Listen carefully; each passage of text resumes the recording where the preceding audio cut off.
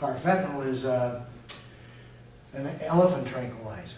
Even handling the chemical with your bare hands could be lethal because of how potent a opiate it is. But it is in the United States, and it's cooked in controlled labs like you see up above. And when the drug extravasates, because they inject it, is how they give themselves the drug. If the vein blows and the dexamorphine leaks into the tissue, it has a necrotic effect and just eats the tissue to the bone, and you can't stop it. Okay, you're left with that. Radioactive material only has to be placarded if the package contains, if the vehicle contains a package that emits more than 50 millirems an hour, or more than 3 millirems an hour at 3 feet. Now, the Department of Defense, when they are moving radioactive materials, they don't placard anything. So when they're moving their nuclear warheads and things like, we don't have any idea because they're not placarded. They are flanked by black SUVs, so if you see a semi flanked by black SUVs in a nice tight pattern, that's the military transporting nukes. Okay? Now, with radiation, we know that it comes in a variety of rays, alpha rays, beta rays, gamma rays, and neutrons, and we're most concerned about gamma rays, because gamma rays can pass through most building materials, so through bricks and that sort of stuff. Alpha rays, you can block that with a sheet of paper and it just bounces off and really poses no risk. Beta rays can get into your tissue, not deep enough to cause radiation sickness, but deep enough to cause burns to the outside of the skin. But it's the gamma rays that we're most concerned with. Now with radiation, the key here is you can't see it, but it still clings to your body. If you're anywhere near radioactive particles, those radioactive particles are going to cling to your body. So removing the clothing is going to eliminate 80% of the radioactive particles, and then washing is going to get rid of the rest. Okay? The higher the dose, the worse the effect, and the problem is with radiation is we don't know what dose a person got. We may have Geiger counters, we may have ways to measure the amount of radiation in the area at the time they're doing the measurement. But as far as the detonation, as far as where you're at in relationship to the radioactive particles, we have no idea how much radiation a person's been exposed to until later. It's only later when we see the symptoms that lets us know the amount of radiation that you were exposed to. So as an example, it takes 500 rad of radiation for my hair to fall out. Okay, I'm working on it. But it takes 500 rad for my hair to fall out. If I'm exposed to radioactive particles and 2 weeks later all my hair falls out, but none of my chemistry changes, then I know I was exposed to 500 rad because my hair fell out and that was the only problem I had. So we don't know the exposure until much later. What we would be dealing with, of course, are the blast injuries that are associated with the detonation of a dirty bomb or a nuclear bomb, where we have a primary blast wave that rips through the air at speeds of 1,600 miles per hour that pressurizes and stretches and destroys any space that contains air. So your lungs are going to pop, your eardrums are going to pop, any air in your head is going to cause concussive problems, any air in your bowels are going to rupture. The blast wave can do some nasty barotrauma to the body. And then burns as well. Secondary injuries from fragments, little pieces of debris flying through the air at a high rate of speed that impact your body. Tertiary injuries from being thrown to the ground by the blast wind. And then quaternary injuries as an exacerbation of a medical condition that you already have. If you've got COPD and you have to breathe in all these dusts and gases and things as a result of an explosion, then it could set off your COPD. So we're going to treat these things first. And protection is relatively simple from radiation. Time, distance, and shielding. You want to limit the amount of time that you spend in the environment. You want to shield yourself with a dense object, particularly lead or thick concrete. But distance is really important. You don't have to be that far away from a radioactive source to be safe. If you look at this particular radioactive package that's emitting 500 rad per hour of radiation, if I just move 3 feet away from that, I'm now exposed to 55 rad, which is still a lethal dose. But if I move another 3 feet, now I'm 6 feet away from it, I'm exposed to like 1.5 or something rad. I move 9 feet away from it, now I'm exposed to 0.005 something rad. So the further you get away from it, the safer you are. You don't have to be that far away. You don't have to move to a different community or anything like that to be safe. We in the United States know that radiation exposure is likely. It certainly can happen as a result of terrorism or a result of a natural disaster with a radiation plant. And we do have a couple nuclear plants in Iowa. Anyone know where they're at? Port Neal, down by Sioux City or Omaha. Piasta, there's a nuclear plant on the eastern side of the state on the Mississippi River. And then a small reactor at Iowa State. So we know that if they were to detonate, or if they were to be a detonation, that we're going to care for the victims that are part of the blast injury. We're going to take them to trauma centers if they need care for their trauma. And then weeks later, if they develop radiation sickness, the treatment for that is bone marrow transplant. So we have bone marrow centers, transplant centers. In Iowa, it'd be the University of Iowa, is both a bone marrow transplant center and a donor center as well. So that's how we would handle radiation sickness. Corrosives are materials that attack and destroy living tissue, and they produce severe corrosion of steel. So corrosives by design are designed to eat and destroy anything they come in contact with. And they include our really strong acids and our really strong bases. Okay, like sulfuric acid or hydrochloric acid or nitric acid. Where do we find sulfuric acid? Isn't that a car battery? No, I think that's in a car battery. Strong bases include sodium and potassium hydroxide, or lye. Okay? We don't have many people making their own soap anymore, but when they did, they certainly had large amounts of lye around, which is a very strong base. What we do see in our agricultural communities is those big piles of white powder. What is that? Lime. And what do they do with that? Yeah, well, they use it to change the pH of the soil.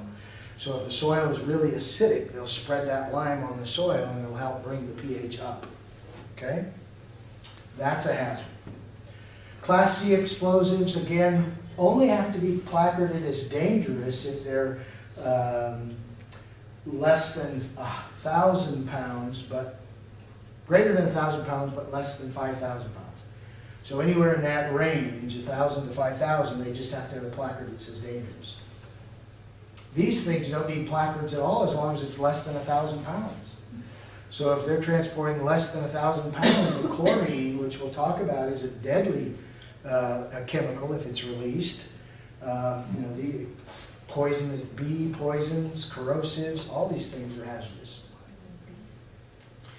Now, placards in the existing system give us a 4-digit number that helps us identify what the chemical is, which will guide us to the material safety data sheet or the safety data sheet.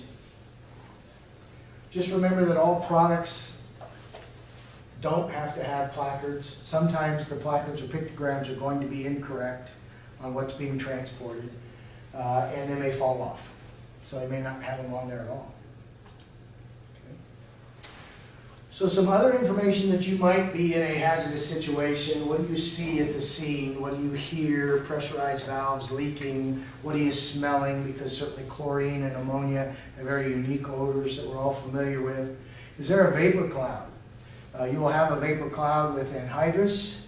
Anhydrous has a tendency to spread out in a V. And typically if there's not a lot of wind, it'll V up, which is better for us. If there is, it'll be sideways, which is not better for us. Chlorine is a green-yellow cloud, heavier than air, so it has a tendency to lay down on the bottom, lay low when it's being released, but you can see it, you definitely can smell it.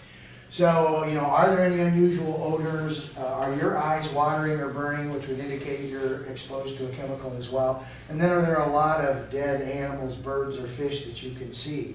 There was I think it was about a couple years ago over in Nebraska, there was a 2-mile radius where all the birds just dropped dead out of the sky. And they were laying all over the ground, and they never did figure out what did that, but it had to be some sort of hazard that these birds flew into during a short period of time, and they just all died and piled up on the ground. So how's the patient going to get here? Car, walk. Yeah, most of them are going to self-transport. In a big incident, the vast majority of them are just going to show up. Okay.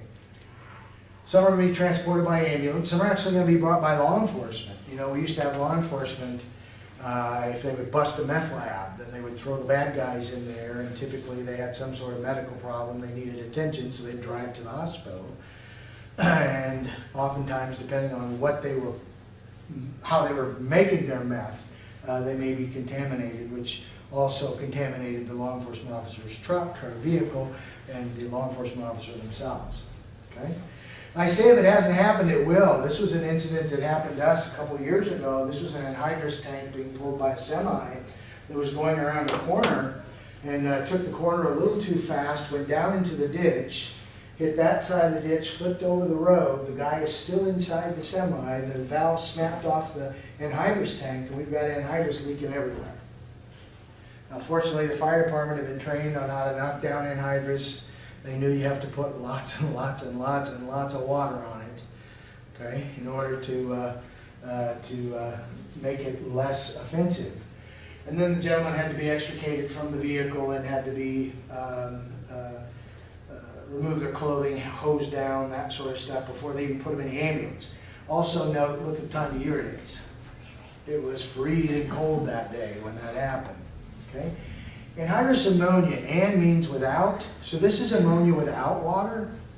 When you buy ammonia in a grocery store and you take a whiff of it, or if you've ever had the old crushable ammonia salt things that you put under somebody's nose to see if they're sleeping or to wake them up, that's a 35% ammonia solution. So that's 35% ammonia, 65% water. So it's really diluted, and look how offensive it is. Anhydrous ammonia is 100% ammonia. There is no dilution to it at all. So it seeks water. Okay? It needs water. It's looking for water when it gets out of its container. If it gets into your eyes, it certainly will burn your eyes, causing these corneal burns. We had a gentleman who was making methamphetamine, and in that period of time, they were using anhydrous ammonia to suck all the water out of their slurry to make their crystals so that they didn't have to use fire. In the old days, they used fire to warm it up and boil off the liquid, but the liquid typically was highly flammable stuff. And so when you put fire with highly flammable stuff, there were a lot of explosions in meth labs. So then they went to anhydrous ammonia because you didn't have to use fire, and the anhydrous would suck all the water out of it in about half the time as fire would. So they would be able to do their meth a lot quicker with anhydrous. So this guy was out in the country. He was going to tap a little pig in the farm field and get the anhydrous he needed. He retrofitted his gas grill propane tank with a valve so he could hook right into the anhydrous tank and open the valve and fill up his gas grill. But he got a whole bunch of the anhydrous in his face. And so he throws the tank in the back of the truck, he heads home, runs out of gas. So he gets out of the vehicle and he starts walking. Several hours later, deputy sees him out on the road, walking, stumbling around, okay? Had been drinking, so he smelled of alcohol. I don't know why they didn't smell the ammonia, but he smelled of alcohol and he was stumbling around. So where'd he go? He went to jail for public intox. That's what he looked like when they brought him in the emergency room the next morning. Because that anhydrous had sat in his eyes and it never got washed out. And do you think he was going to tell him that hey, I just tapped some anhydrous from my meth lab, so, you know, Can you take me to the hospital? Anhydrous will burn your skin as well in a couple of ways. If the gas gets trapped between your clothing and your skin, it'll form a very strong base which will burn your skin. And if it comes out of the tank in a vapor form, that vapor is ice cold, like 70 below zero. So if your hand's anywhere in there and that hits that for a long period of time, you can get severe frostbite burns. Chlorine is another one that's really bad. This was in 2005, in Granite, South Carolina, a chlorine car derailed, at least 60 to 70 tons of chlorine. 10 people were killed, more than 550 people had to go to the hospital. 5,500 had to be evacuated. So if you don't have any rails going through town, but if a tanker of chlorine derails or tips over, is involved in an accident, and it starts to leak out in the community, and you've got to evacuate a 1 or a 2 mile radius, what does that mean for Pocahontas? Let's evacuate the town. You have to evacuate the whole town, to include everybody in the nursing homes, everybody in the hospital. Okay? So chlorine is another one of those really, really wicked chemicals. Just an exposure of 10 parts per million of chlorine. So in other words, if there are 10 parts of chlorine in 1,000,000 parts of air, if I breathe that, that is not an environment that is ideal for life. So you can actually die from that small amount of an exposure to chlorine. You get up there around 1,000 parts per million. If there is 1,000 parts of chlorine in 1,000,000 parts of air, which isn't that high a concentration, you take a whiff of that, you're dead right there. Boom, you're dead. Just a whiff. So it doesn't take a lot. It's one of those original weapons of mass destruction, along with bromine. Chlorine and bromine were made as a weapon of mass destruction. But we don't use them for that because we find a lot of other properties for them. Unfortunately, if they do leak or escape or those sort of things, they can be a lethal chemical. Again, chlorine, when it gets trapped between your skin and your clothing, the gas forms hydrochloric acid. It combines with the moisture on your skin and creates hydrochloric acid and then burns your skin. You can imagine what it does if you breathe it into your lungs with the moisture in your lungs. Hydrochloric acid burns all the inside of your lungs and tissue that way. And it's also a cryogen, it's also a corrosive. So if chlorine sits on your skin for any length of time, you can expect it to burn your skin as well, unless you get it washed off, because it is a corrosive. Now, how many are keeping up with the whole Bakken shale oil, the pipeline that's going through Iowa right now, that's going to be bringing this Bakken shale from the North Dakota shale fields to the south to be turned into gasoline? Bakken shale, there's certainly enough in the Bakken fields to supply the country with oil for the next several hundred years without relying on foreign oil. So that's the popularity of getting it somewhere so it can be processed and turned into a usable product.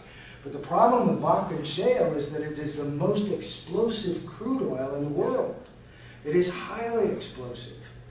And what originally was happening is that it was believed that these rail cars derailed and then the explosion occurred. And this was one event in 2013, a 72-car freight train derailment in Canada, killing 47 people. But it's happened several times since. And it's now believed that these cars are just exploding. They're leaking out enough of this volatile vapor, which gets ignited by a spark on the rail, and now the car explodes. Okay? This was one in 2015 in Charleston, West Virginia. Dozens of cars burst into flames. There were 10 to 20 story fireballs.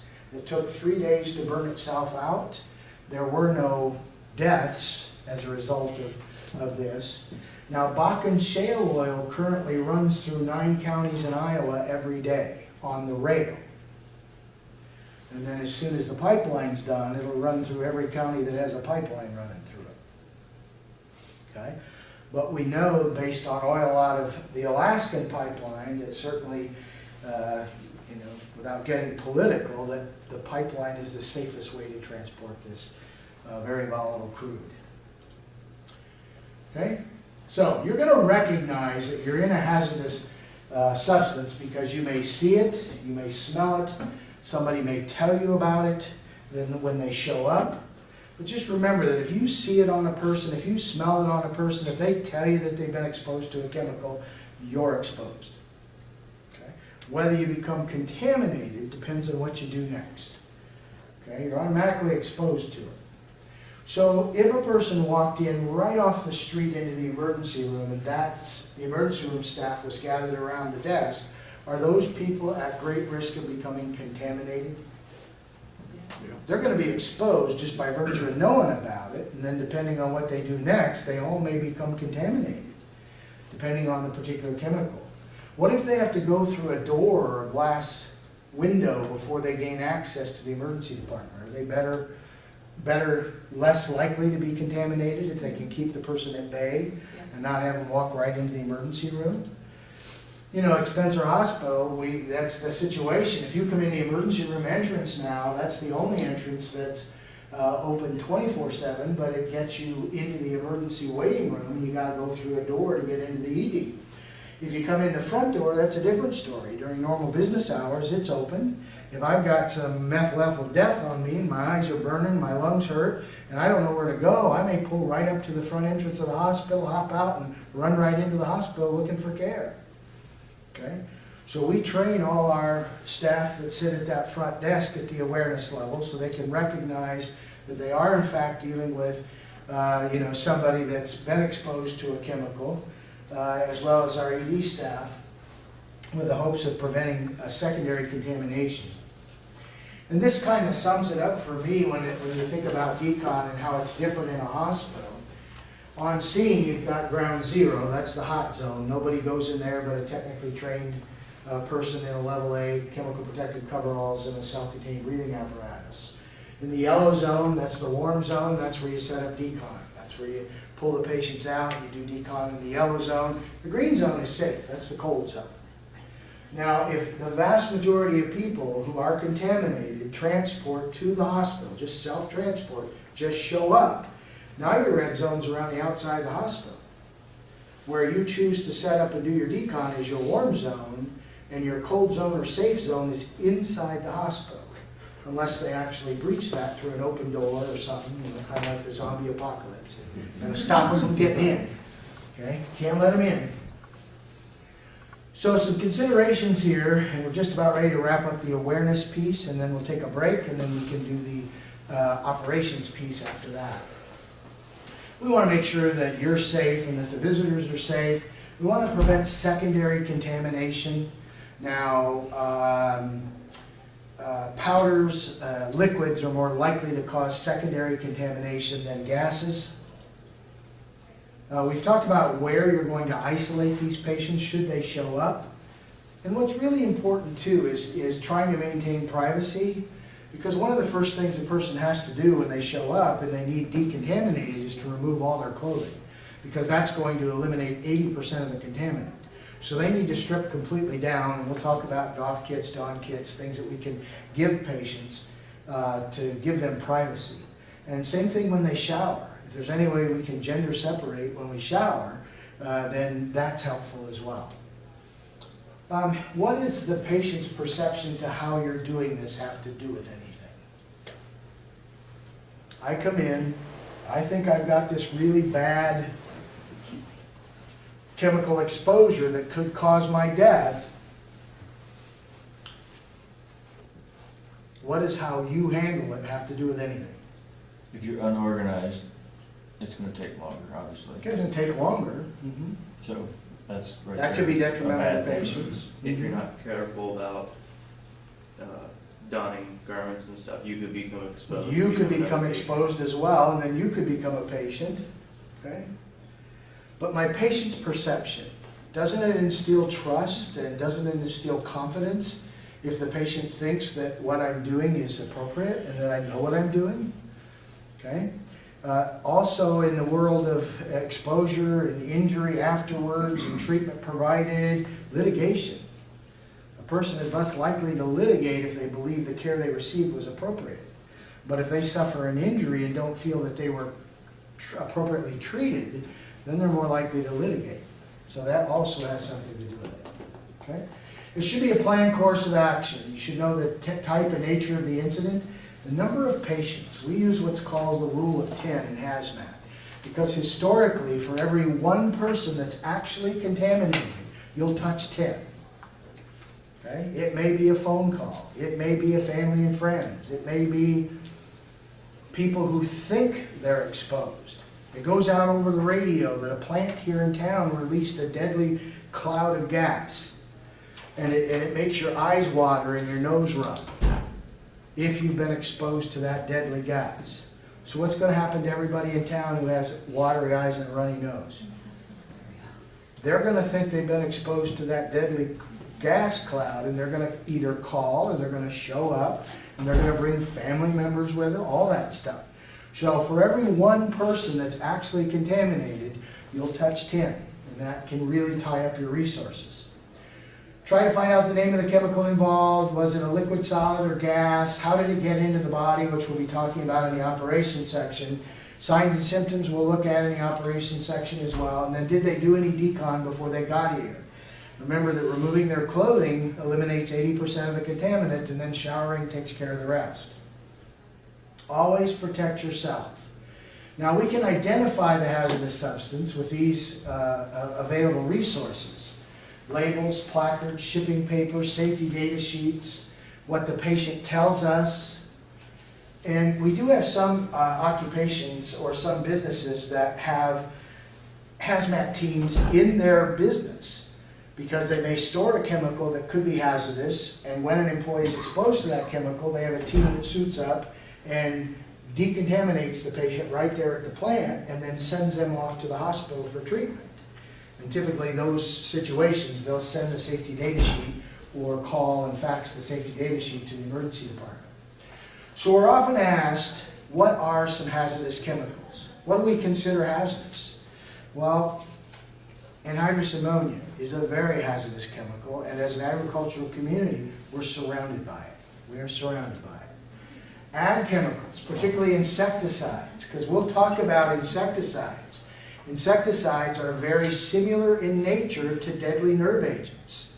So insecticides are cousins or a part of or very similar to sarin, soman, haven, VX, the Novichok agents, these deadly nerve agents that are considered weapons of mass destruction. Our insecticides are very similar to that. Fumigants, there was a case of 50 drums of or 55-gallon drums of fumigants being transported on a railway. They stopped in Des Moines. They did a count. They were missing 2 barrels. So word went out, be on alert, lookout for terrorists rolling 55-gallon drums of fumigants, rolling them into a venue where a lot of people are gathered, and then popping the tops, and you got 2 55-gallon bug bombs. Okay? Well, so everybody's looking and watching, and then it came out later that they just miscounted. Okay? But those things are out there. Meth labs, ammonia, all kinds of stuff can be in meth labs anymore. They've gotten quite a bit smarter. All our methamphetamine comes from Mexico and California. The method is being produced here. They're often using what's called the shake and bake method, where they take just a 20-ounce Mountain Dew and they put certain chemicals in it. I could tell you what they were, but then I have to kill you. Put certain chemicals in there and they just shake them up, set it down, 45 minutes later they got methamphetamine. Okay? Skim the meth off, throw the nasty chemicals in the ditch. Jimmy comes along, oh, nickel. Okay? Nasty stuff out there. So that's the way they're doing it now. Shake and bake. Battery acid, antifreeze, any sort of fuel is considered a hazardous chemical. We had a young boy who was helping his uncle fuel his car, didn't realize that the nozzle was locked in the open position, thought for whatever reason the tank was full, pulled the nozzle out and just soaked himself with gasoline. That's a hazardous chemical. And when he shows up in the emergency department, which is exactly what the uncle did, threw him in the car and drove him to the ED, we had to be real careful not to do what? Spark. Yeah, not to do anything that would ignite a spark, or that kid was gonna go whoosh. Okay? Bioterrorism agents, again, that's not something we're really concerned about in the Midwest, although 2 days after 9/11, there was a Mideastern gentleman arrested in Rochester, Minnesota, trying to rent a crop duster. He was very curious about the nozzle size and what he could run through there, and he intended, they believed, to just spray anthrax all over Rochester or Minneapolis and kill a whole bunch of people that way. So we don't typically worry about that here in the Midwest because we're agricultural. You know, if they're going to do something, you're going to look at pigs, they're going to look at birds, like last year. You know, that's where it's going to hurt us, is we're the #1 producer of pigs, as well as chickens and turkeys. So know what's in your local industry, and that's the fire department will know that. You know that we've got transportation routes we talked about, and your county emergency manager is to serve as a resource as well when it comes to what industry has and what sort of chemicals, as well as getting you additional help you may need to care for these. Now, we already talked about these placards and these NFPA, National Fire Protection Agency placards. And you can see that they're labeled differently all over here, even in the United States, which makes it difficult to understand which one it is. But I do want to spend a little time on the NFPA placards, the fixed facility placards, because that's what you might see here in the facility, if chemicals are being stored. The blue diamond represents health, the red is fire, the yellow is reactivity, and then the white is anything specific that you want to know about that particular chemical. They're labeled 0 being no hazard all the way up to 4, which could be extremely dangerous to enter because of your health, could be extremely flammable, could detonate, evacuate the area quickly, and then specific hazards, like is it an oxidizer, is it an acid, is it an alkali, is it a corrosive, can we put water on it or not? That stuff may be available to you as well. So if I saw this placard on the outside of a building, and the building were on fire, or the building was leaking stuff out of it, or the cupboard was leaking stuff out of it, what can you tell me about that chemical? Very hazardous to health. Very hazardous to your health. Okay, it is flammable, but it's not going to go with a spark, right? And it could even detonate. It's pretty low, but it could detonate, and there's no specific risk here at all as to what it is, but you do know a little bit just by looking at the numbers. These are placed on packages that are transported. When you go to the post office, what do they ask you if you're shipping something? Does it contain anything hazardous? Because if it does, they have to mark it that way. Okay? When we get our bleach in, our chlorine in for disinfectant, the box is marked with a crossbone and chlorine. Now, we'll wrap this up and then take a break. This is the using reference materials. 2016 is the most current emergency response guidebook. It's published every 4 years. So the emergency response guidebook has 3 different colored pages in it. It's got, we'll talk about the yellow pages, the blue pages, and the orange pages. You also have your hazmat teams, and here they are dotted across the state, with yours coming out of Fort Dodge. Ours comes out of Sioux City. And you've also got the Poison Control Center, particularly if you're dealing with a toxin where there may be an antidote that you can administer for that toxin. So the World Wide Web, Poison Control, Emergency Response Guidebook. This is the web address for the PDF of the Emergency Response Guidebook. So if you want to get the Emergency Response Guidebook on PDF, I'm sure there's an app that puts the Emergency Response Guidebook on your smartphone as well. Local fire department is a resource. Your hazmat team is a resource. Now we do got to cover some terminology related to hazmat material. Not that we're going to define this, that's going to be defined by the EPA, but when they start throwing these words around, you might have a better understanding of what they're talking about. Threshold limit value, time-weighted average, are 2 numbers that tell you the average amount of time you can spend in an area for 1 day, and then how many hours in 1 week total before being in that environment poses a risk to your health. So if I looked at the threshold limit value, time-weighted average of 80/40, that means I can be in that environment 8 hours a day, no more than 40 hours a week. Any more than 8 hours a day would be hazardous to my health. Any more than 40 hours a week would be hazardous to my health. Okay? The threshold limit value short-term exposure limit is the amount of time I can be in an environment, the amount of time I can be in an environment without having to take a 1-hour break. So if the threshold limit value short-term exposure limit is 15 minutes, that means I can be in the environment for 15 minutes, but then I have to take an hour break. And then I could be in the environment for 15 minutes and I can take an hour break. Okay? The threshold limit value ceiling is the maximum concentration in the air at which it's believed that a particulate substance will not produce. That's the part per million thing, or the milligrams per kilo thing. Okay? Now, in ideal H environment, the reason that we bring up ideal H, immediately dangerous to life and health environment, these are environments where there isn't any oxygen, or there's a limited amount of oxygen. Because what people think sometimes is that when they put on this respiratory protection, that they could go into an environment where there's a lot of fire and smoke. You can't, because there's no oxygen in an environment that has a lot of smoke. There's carbon monoxide, there's hydrogen cyanide, but there isn't a lot of oxygen. So these devices that we have to protect ourselves are not designed to be used in an environment that is dangerous to life and health. And these are environments where there's limited or no oxygen, because they're not going to provide you oxygen. LD50, LC50 refers to the amount of the chemical that would cause 50% of the people that came in contact with it to die. That little bit on the back of that penny, if I put it in your hands, again, 50%, that's the amount. That's the LD50, LC50 amount of that chemical that would cause death in 50% of the population that came in contact with it. Right? So things are toxic based on either the number of parts per million or the number of milligrams per kilogram. So if you look at something that's extremely toxic, if it takes less than 10 parts per million in order to make you sick, like chlorine, okay, chlorine at 10 parts per million is an ideal H environment. It's not an environment that you can be in and stay alive.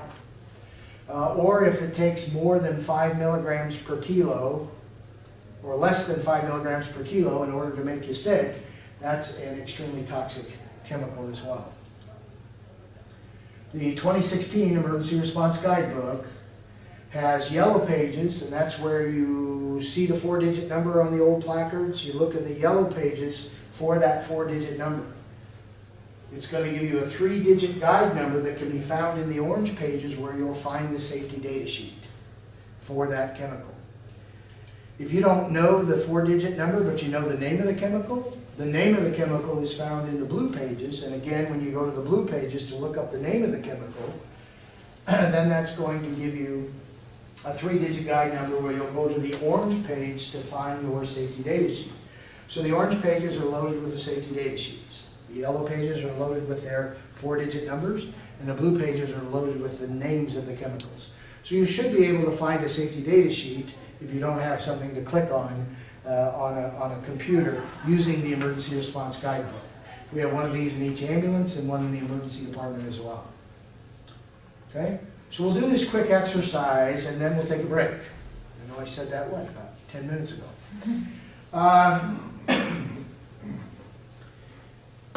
Anhydrous ammonia, where do we find it? Fertilizer plants. Fertilizer plants, anhydrous storage plants, out in the farm field, meth labs, Highway. on the highway. So if you had a patient who came into the emergency department that was soaked in anhydrous ammonia, or had anhydrous ammonia all over their clothing or in their eyes, or breathed some of the fumes in, how would you protect yourself? Do you think you'd need chemical protective coveralls so that doesn't get on your clothing? Mm-hmm. Would you need respiratory protection so you don't breathe in those noxious fumes? Okay. How would we treat the patient? G-Con. Strip them. Okay, so we have to remove their clothing. What do we do with it when we remove it? Bag it. Isolate it. Remove and isolate their clothing. And then get them into a shower with water, soap, water, soap, water. 20 minutes. 20 minutes in the shower.